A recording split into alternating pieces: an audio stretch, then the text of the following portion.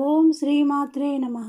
ప్రతిరోజు మనం సూర్యుని చూస్తూనే ఉంటాం, కానీ సూర్యుని అసలైన మహత్తు ఏ రోజున ప్రకాశిస్తుందో మీకు తెలుసా? అదే రోజు రథసప్తమి. ఇది కేవలం ఒక పండుగ కాదు, ఇది ఆరోగ్యం, శక్తి, జీవన చైతన్యానికి మూలమైన పవిత్ర దినం. పురాణాల ప్రకారం మాఘమాస శుక్లపక్ష సప్తమి రోజున కాశ్యప మహర్షి అదితి దేవి దంపతులకు సూర్యదేవుడు జన్మించాడు. అందుకే ఈ రోజును సూర్య జయంతి అని కూడా అంటారు. ఉత్తరాయణం మొదలైన తరువాత సూర్యుడి శక్తి భూమిపై స్పష్టంగా ప్రభావం చూపే మొదటి ముఖ్యమైన దినం ఇదే. రథసప్తమి రోజున సూర్యోదయం కంటే ముందే స్నానం చేయమని పెద్దలు చెబుతారు. ఈ సమయానికి సూర్యకిరణాలు మృదువుగా ఉండి మన శరీరాన్ని హాని చేయకుండా బలపరుస్తాయి. శరీరంలో దాగి ఉన్న బలహీనతను తొలగించి రక్షణ శక్తిని పెంచుతాయి. ఇది మన పూర్వీకులు తెలుసుకున్న ప్రకృతి ప్రసాదించిన ఆరోగ్య విధానం. ఈ రోజున తలపైన 7 ఆకులు పెట్టుకుని స్నానం చేయడం ఒక ప్రత్యేక ఆచారం. ఈ